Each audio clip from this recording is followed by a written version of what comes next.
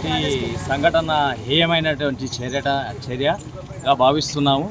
ఈరోజు ఏంటంటే న్యాయవాదులకు ఎక్కడ పోయినా రక్షణ లేకుండా ఈ ప్రభుత్వంలో ఎదుర్కొంటున్నటువంటి సమస్యలు తీవ్రంగా ఉన్నాయి.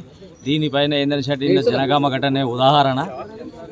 ఏంటంటే వాళ్ళకు ఒక కేసు విషయమై మాట్లాడితే భార్యాభర్తలు వెళ్ళి మాట్లాడితే పోలీసులు దురుసుగా మాట్లాడడం, వాళ్ళని కొట్టడము, వాళ్ళని వేయడము, ఇది పైశాచిక శత్వంకి గురి చేస్తున్నది. మరి రాష్ట్ర ప్రభుత్వం కూడా స్పందించి మరి న్యాయవాదులకు రక్షణ కూడా ఏదైనా ఏర్పాటు చర్యలు చేయాలి. ఎందుకంటే న్యాయవాది నిరంతరం తన కోసం కాదు, తన క్లయింట్ల కోసం ఎప్పుడైనా కానీ ఎక్కడికైనా వెళ్ళొచ్చు, ఏ పోలీస్ స్టేషన్లకైనా వెళ్ళి అడిగే హక్కు ఉంటుంది.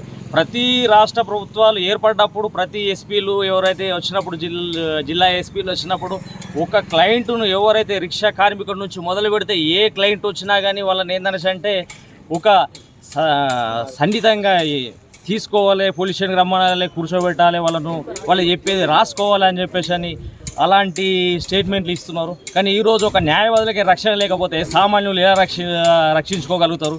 ఇప్పుడు వాళ్ళనే పోలీసు వాళ్ళు ఎవరైతే ఉంటారో ఇంతకుముందు చెప్పినట్టు ఛార్జ్షీట్ చేసుకోమను, సీసీ నెంబర్లు చేసుకోమను, ఎఫ్ఐఆర్ చేసుకోమను, కోర్టులకు వచ్చి వాళ్ళని ఆర్గ్యుమెంట్ చేసుకోవాలి. ఇంతటి హేయమైన చర్య రాష్ట్ర ప్రభుత్వం దీనిపైన సత్వరంగా ఇన్స్టెంట్గా ఏంటంటే చర్య తీసుకొని సంబంధితులపై చర్య తీసుకొని వెంటనే వాళ్ళను విధుల నుంచి బహిష్కరించాలని, సస్పెండ్ చేయాలని చెప్పేసి అని మేము ఈ మెదక్ బార్ అసోసియేషన్ జిల్లా అధ్యక్షుడు సుభాష్ గౌడ్ ఆధ్వర్యంలో నేను డిమాండ్ చేస్తున్నాను.